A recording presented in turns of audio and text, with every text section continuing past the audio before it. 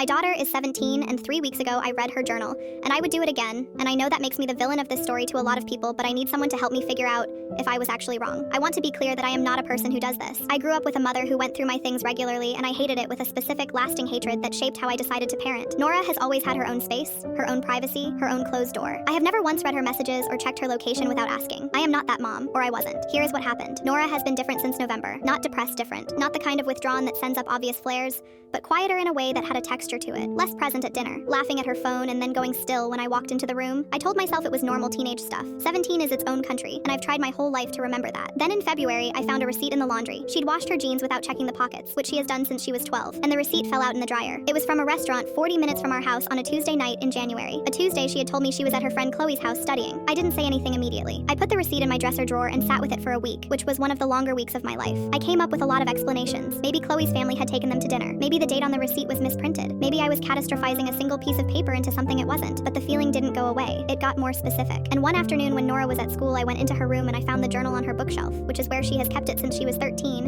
and I opened it. I read about 6 weeks of entries. I found out that she has been seeing someone, a 23-year-old man she met through a friend of a friend at some kind of house party in October. His name is apparently Declan. The entries are not graphic, but they are specific enough. She has been meeting him on weekday afternoons when she tells me she has study sessions or club meetings. She describes him as mature and says her friends wouldn't understand. She wrote that she knows I would freak out and that's why she can't tell me. I closed the journal and put it back exactly where I found it and sat on the edge of her bed for a while. I have not told Nora I read it. What I did was call my sister, who has a daughter a year older than Nora, and I told her what I found. My sister said I needed to talk to Nora directly, and that it didn't matter how I found out. What mattered was that my 17-year-old was alone with a 23-year-old man in situations I didn't know about. She said I was her mother and that was the job. My friend Patricia, who I told 2 days later, had a completely different reaction. She said I had violated Nora's trust in a way that was going to be very hard to recover from, and that I needed to think carefully about what I was going to do with information I obtained by going through her private things. She wasn't unkind about it, but she was clear. She said Nora would never fully trust me again if she found out. I am stuck between these two things, and I cannot get unstuck. I haven't confronted Nora yet. It has been 3 weeks, and I am watching her leave the house and come home and sit across from me at dinner, and I am holding this thing that is getting heavier every day. She seems fine. She seems happy, actually, which almost makes it worse somehow, that she is happy in this situation that I cannot stop turning over in my mind. She is 17. He is 23. I know what I think about that. I also know that if I tell her what I know, the first question she is going to ask is how I found out, and I am going to have to answer her. Last night, she asked me if I wanted to watch a show with her, the one we've been going through together for the past month. We sat on the couch for an hour and a half, and I watched her laugh at the funny parts, and I thought about the journal and the receipt and the name Declan, and I could not figure out what kind of mother I was supposed to be in that moment. I still can't. Am I the asshole for reading my daughter's journal?